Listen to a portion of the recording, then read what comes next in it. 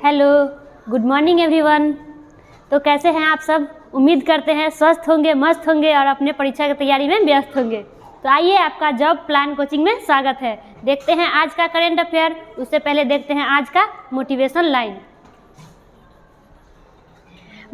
तेरे पसीने की हर एक बूंद को चमकाऊंगा, तेरे पसीने की हर एक बूंद को चमकाऊंगा, बापू तू सपने बड़े देखना, पूरा करके मैं दिखलाऊंगा। यानी क्या है? पापा का सपना का पूरा करना आपको है, तो आप अपने पापा का सपना, माँ का सपना को पूरा कीजिए। आपका जो है बचपन जो है गरीबी में बीत जाए ये चलेगा, लेकिन आपके माँ पापा का जो बुढ़ापा है वो गरीबी में नहीं बीतना चाहिए। चलिए स्टार्ट करते हैं आज का पहला क्वेश्चन। हमारा पहला क्वेश्चन है आज का,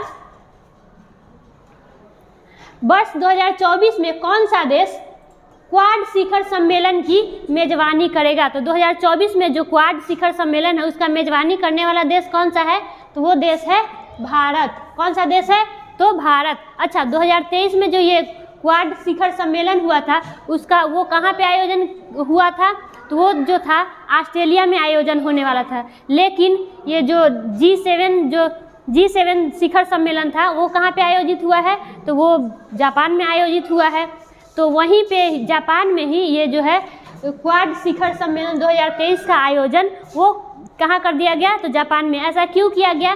तो जो यूएसए के जो प्रधानमंत्री है, यूएसए के जो राष्ट्रपति है जो बाइडेन ने, उन्होंने कहा कि उनके पास टाइम नहीं है ताकि वो ऑस्ट्रेलिया में पहुंच जाए। उनके एक और जो सम्मेलन है वाशिंगटन डीसी में होने वाले, उसमें उनको जाना था, इसलिए उनके पास टाइम नहीं था। इसलिए ये शिखर सम्मेलन जो 2023 वाला था वो वहीं पे हो गया। अच्छा, क्वाड की जब बात आई तो क्वाड की मतलब क्वाड में कौन कौन से देश हैं? तो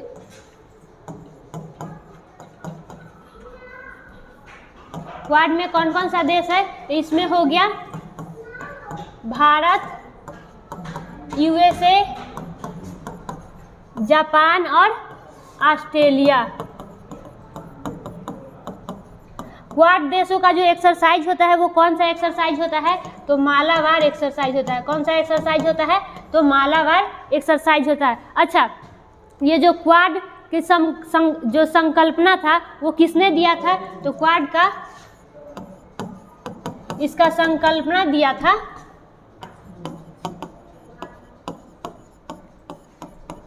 शिंजो आबे, जो कि जापान के पूर्व प्रधानमंत्री है। कौन दिया था? तो शिंजो आबे जो है इन्होंने संकल्पना दिया था। कब दिया था? तो ये जो दिया गया था इसका संकल्पना कब दिया गया था? तो 2007 में। कब दिया था? तो 2007 में इसका संकल्पना शिंजो आबे, जो कि जापान के पूर्व प्रधानमंत्री है, इनके द्वारा दिया गया था।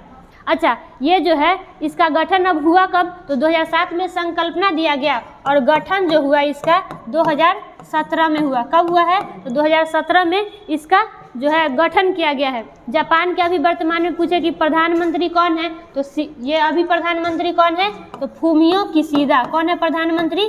तो फूमियो किशिदा जो है अभी वर्तमान में जापान के प्रधानमंत्री है, ये याद रखिएगा। अच्छा, ये जो जापान है तो अभी यहाँ भारत इस बार तो अध्यक्षता मतलब 24 में कर रहा है। तो भारत ने अभी हाल ही में किस किस चीज़ का अध्यक्षता किया है? तो जो संघाई संगठन का है जो 2023 में हुआ है उसका होस्ट कौन कर रहा है? तो वो भारत कर रहा है। और G20 की अध्यक्षता वो जो कि 18वां था G20 का, इस बार कौन सा संस्करण था? तो 18वां था, जिसका होस्ट कौन कर रहा है? वो भी भारत किया है। ये जो G20 है उसका भी होस्ट किसने किया है? तो भारत ने किया है। मेंस हॉकी वर्ल्ड कप का होस्ट कौन ने किया है? तो वो भी भारत किया है। ICC मेंस वर्ल्ड कप ये कहाँ पे होने वाला है? तो ये भी भारत में होने वाला है। इंटरपोल की 90वीं बैठक जिसका होस्ट कौन करने वाला है? तो वो भी भारत करने वाला है। वन वर्ल्ड कप जिसका होस्ट भारत करने वाला है। तो ये सब क्वेश्चन याद रखिएगा कि भारत कौन कौन सा होस्ट कर रहा है और भारत ने किस किस की अध्यक्षता की, ये सब याद रखिएगा। चलिए नेक्स्ट क्वेश्चन पे बढ़ते हैं। हमारा अगला क्वेश्चन क्या है? अगला क्वेश्चन है, विश्व एथलेटिक्स भाला फेंक रैंकिंग 2023 में पहला स्थान किस एथलीट को दिया गया है? तो पहला स्थान किस एथलीट को दिया गया है? तो वो दिया गया है नीरज चोपड़ा को।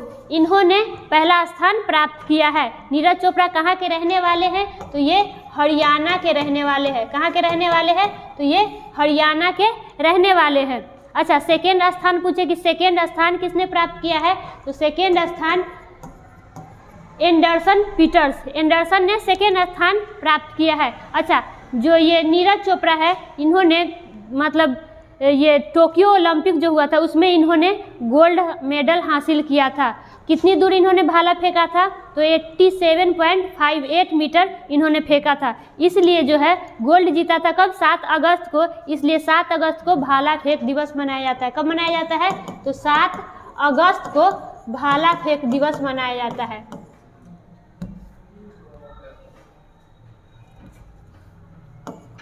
भाला फेंक दिवस अगर पूछे कि कब मनाया जाता है तो वो 7 अगस्त है, क्योंकि 7 अगस्त को ही इन्होंने मतलब गोल्ड मेडल जीता था। अच्छा, डायमंड लीग जो हाल ही में ये जो है नीरज चोपड़ा, उन्होंने हाल ही में डायमंड लीग में भी गोल्ड जीता है। इसके अलावा इन्होंने परम विशिष्ट सेवा मेडल भी प्राप्त किया है और इनको पद्मश्री भी प्राप्त हुआ है। तो ये सब फैक्ट याद रखिएगा। चलिए बढ़ते हैं नेक्स्ट क्वेश्चन पे।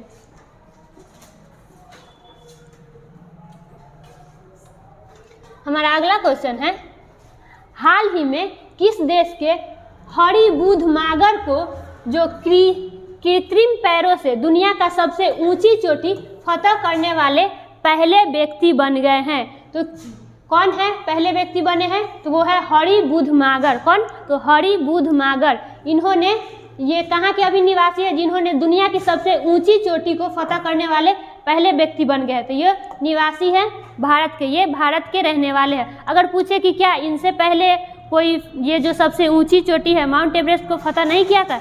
तो फतह किया था, लेकिन वो अगर जो भी फतह किए थे वो या तो विकलांग थे या फिर उनको मतलब क्या है कि एक पैर से वो अपाहिज थे। लेकिन ये जो है हरिबुध मागर, ये जो है इनका दोनों पैर प्राकृतिक नहीं है, इनका जो आर्टिफिशियल पैर है, जो पैर लगाया गया है, इसलिए ये मतलब दुनिया के सबसे ऊंची चोटी फतह करने वाले पहले व्यक्ति बन गए। क्योंकि दोनों पैर तो इनका जो है वो डुप्लीकेट है, मतलब लगाया हुआ पैर है, इसलिए।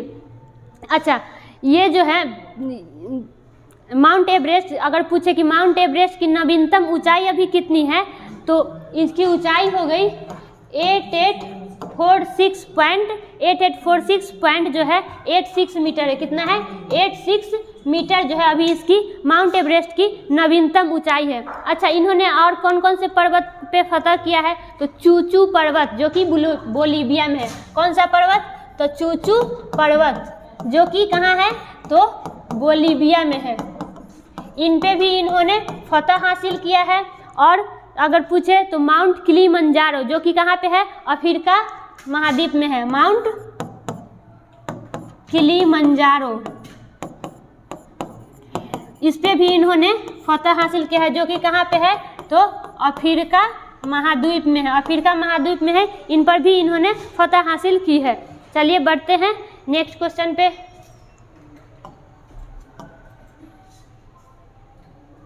हमारा नेक्स्ट क्वेश्चन है, हाल ही में राष्ट्रीय शिक्षा नीति 2020 के कार्यान्वयन में छात्रों को शामिल करने के लिए NEP सारथी योजना किसने शुरू की है? तो ये जो NEP सारथी योजना है ये किसके द्वारा शुरू किया गया है? तो वो शुरू किया गया है विश्वविद्यालय अनुदान आयोग यानी UGC के द्वारा इसको शुरू किया गया है। राष्ट्रीय शिक्षा नीति 2020 अगर पूछे कि कब से लागू हुआ है, तो ये लागू हुआ है 29 जुलाई 2020 से इसको लागू किया गया, नई शिक्षा नीति को लागू किया गया है। अगर पूछे कि किस समिति के तहत, तो वो समिति है कस्तूरी रंगन समिति। कौन सा समिति है? तो समिति है कस्तूरी रंगन समिति है। कौन सा समिति? कस्तूरी रंगन समिति है, इसके तहत। अच्छा, बोले अगर कि ये जो है NEP यानी न्यू एजुकेशन पॉलिसी, ये किसके स्थान पे आया है? तो ये जो आया है एजुकेशन पॉलिसी 1986, किसके स्थान पे आया है?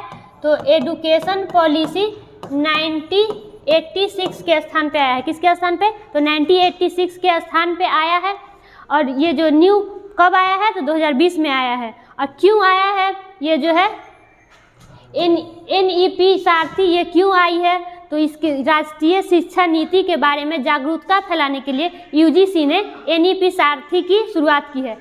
किसके लिए? तो जागरूकता फैलाने के लिए NEP सारथी योजना को लागू किया गया है। किसके द्वारा? तो UGC के द्वारा, ये याद रखिएगा। चलिए बढ़ते हैं नेक्स्ट क्वेश्चन पे। हमारा अगला क्वेश्चन है, किस उत्तर पूर्वी राज्य का उद्देश्य दिसंबर 2023 तक आस्था को वापस लेना है? तो वो उत्तर पूर्वी राज्य वो कौन सा है? तो वो राज्य है असम। वो कौन सा राज्य है? तो असम। जो 1990 था उसमें आस्था के तहत असम को अशांत क्षेत्र घोषित कर दिया गया था, जिसको अब तक हर 6 महीने पर बढ़ाया जा रहा था। क्या हो रहा था? तो हर 6 महीने पर उसको बढ़ाया जा रहा था। अच्छा, असम की बात आई तो असम का जो है पुराना नाम क्या है? इसका पुराना नाम हो गया इसका कामरूप। इसका पुराना नाम क्या हो गया? तो कामरूप। अगर असम के संस्थापक पूछे कि असम के संस्थापक कौन है, तो वो है गोपीनाथ बारदोलाई। कौन है? तो गोपीनाथ बारदोलाई, जो यहाँ के असम के संस्थापक हो गए। अच्छा, असम की राजधानी क्या हो गई? तो असम की राजधानी, इसकी राजधानी हो गई दिसपुर। इसकी राजधानी क्या हो गई? तो दिसपुर जो है असम की राजधानी हो गई। वर्तमान में यहाँ पे अगर पूछे कि अभी CM कौन है, तो हेमंत बिस्वा शर्मा। CM कौन है? तो CM हो गए हेमंत बिस्वा शर्मा।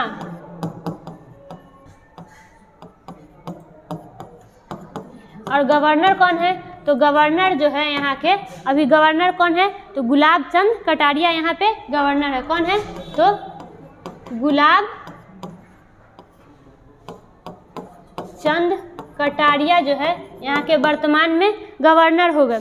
अच्छा, अब असम आई तो हाल ही में यहाँ पे गज उत्सव, जो कि हमारे जो राष्ट्रपति है द्रौपदी मुर्मू, उनके द्वारा काजीरंगा नेशनल पार्क में उद्घाटन किया गया था गज उत्सव का। और तो चलिए बढ़ते हैं नेक्स्ट क्वेश्चन पे। हमारा अगला क्वेश्चन देखते हैं। अगला क्वेश्चन क्या है? हमारा अगला क्वेश्चन है, नेपाल ने किस वर्ष को विशेष पर्यटन वर्ष के रूप में नामित किया है? तो नेपाल में किस वर्ष को विशेष पर्यटन के रूप में इसको नामित किया है? तो वो वर्ष है 2025। कौन सा वर्ष है? तो 2025। नेपाल की राजधानी पूछे कि नेपाल की राजधानी क्या हो गई? इसकी राजधानी हो गई काठमांडू। इसकी राजधानी क्या हो गई? तो नेपाल की राजधानी हो गई काठमांडू। यहाँ पे करेंसी क्या कौन सी है? तो करेंसी हो गई नेपाली रुपया। इसकी करेंसी क्या हो गई? तो नेपाली रुपया जो है इसकी करेंसी हो गई। अच्छा, नेपाल में अभी वर्तमान में PM कौन है? तो पुष्प कमल दहल। PM यहाँ के कौन है अभी वर्तमान में? तो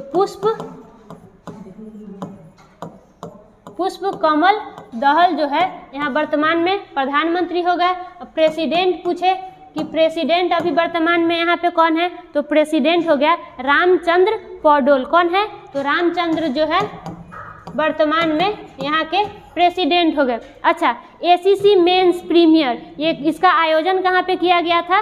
तो इसका आयोजन जो है ACC मेंस प्रीमियर, इसका आयोजन कहाँ हुआ है? तो इसका आयोजन जो है वो नेपाल में ही हुआ है। और जीता कौन है? तो जीतने वाला भी देश है नेपाल। नेपाल में ही आयोजन भी हुआ है और जीता भी है नेपाल। चलिए बढ़ते हैं नेक्स्ट क्वेश्चन पे। हमारा अगला क्वेश्चन है, हाल ही में किस व्यक्ति को तैराकी महासंघ के अध्यक्ष के रूप में फिर से निर्वाचित किया गया है? तो तैराकी महासंघ के अध्यक्ष के रूप में किसे फिर से निर्वाचित किया गया है? तो वो है N जयप्रकाश। कौन है? तो N जयप्रकाश को फिर से निर्वाचित किया गया है, जो कि फिर से अध्यक्ष बने हैं। अच्छा, देखते हैं हमारा नेक्स्ट ऑप्शन। नेक्स्ट ऑप्शन क्या है? तो मार्क निकोलस। मार्क निकोलस ये कौन है? तो MCC के अध्यक्ष है। कौन है ये? तो MCC के अध्यक्ष कौन बने हैं? तो हाल ही में मार्क निकोलस बने हैं। नेक्स्ट ऑप्शन है हमारा अजीत कुमार मोहंती। तो ये कौन है? तो ये है परमाणु ऊर्जा आयोग के अध्यक्ष। ये कौन है? तो परमाणु ऊर्जा आयोग के जो है अध्यक्ष बने हैं। हाल ही में इनको भी नियुक्त किया गया है।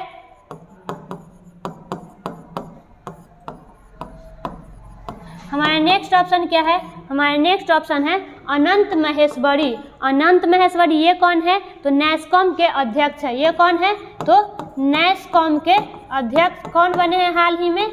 तो वो है अनंत महेश्वरी, जो हाल ही में नैस्कॉम के अध्यक्ष बने हैं। चलिए बढ़ते हैं नेक्स्ट क्वेश्चन की ओर। हमारा अगला क्वेश्चन है, हाल ही में आकाशवाणी ने किस राज्य में गोंडी भाषा में एक साप्ताहिक समाचार बुलेटिन लॉन्च किया है? तो हाल ही में किस राज्य में आकाशवाणी ने गोंडी भाषा में एक साप्ताहिक समाचार को लॉन्च किया है? तो वो राज्य है छत्तीसगढ़। वो कौन सा राज्य है? तो वो राज्य है छत्तीसगढ़, जिसकी राजधानी क्या हो गई? छत्तीसगढ़ की राजधानी हो गई रायपुर। इसकी राजधानी क्या हो गई? इसकी राजधानी हो गई छत्तीसगढ़ की रायपुर। यहाँ पे वर्तमान में सीएम कौन है? तो सीएम जो होगा यहाँ के भूपेश बघेल। सीएम कौन है? तो भूपेश बघेल जो है यहाँ के वर्तमान में सीएम है। गवर्नर कौन है छत्तीसगढ़ के? तो विश्वभूषण हरिचंदन। गवर्नर कौन है?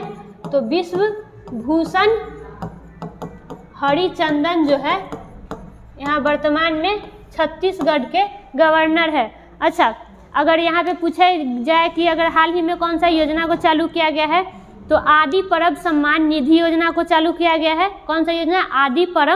आदि परब सम्मान निधि योजना को चालू किया गया है छत्तीसगढ़ में। स्वच्छता ही सेवा अभियान छत्तीसगढ़ में चालू किया गया है। कौशल्या मातृत्व योजना ये कहाँ चालू किया गया है? तो छत्तीसगढ़ में।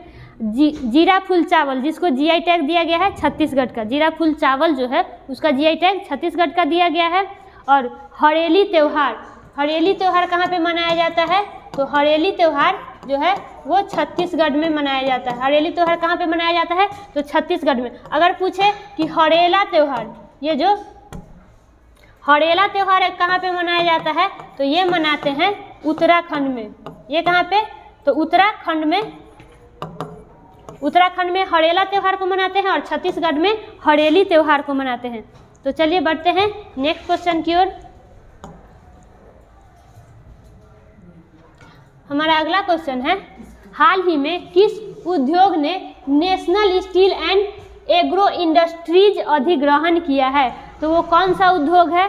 तो वो है JSW स्टील। किसने अधिग्रहण किया है? तो JSW स्टील। इन्होंने 621 करोड़ रुपए में अधिग्रहण किया है। कितने में? 621 करोड़ रुपए में इन्होंने अधिग्रहण किया है। चलिए बढ़ते हैं नेक्स्ट क्वेश्चन पे। हमारा अगला क्वेश्चन क्या है, हाल ही में किसने खुदरा निवेशकों के लिए सरकार कॉरपोरेट कर मुक्त बॉन्ड में निवेश करने के लिए मंच को लॉन्च किया है? तो वो किसने किया है? तो वो किया है पेटीएम मनी ने। किसने किया है? तो पेटीएम मनी ने। तो आज के लिए इतना ही, फिर मिलते हैं नेक्स्ट वीडियो में। वीडियो कैसा लगा? अच्छा लगा तो वीडियो को लाइक कीजिए, चैनल को सब्सक्राइब कीजिए। धन्यवाद।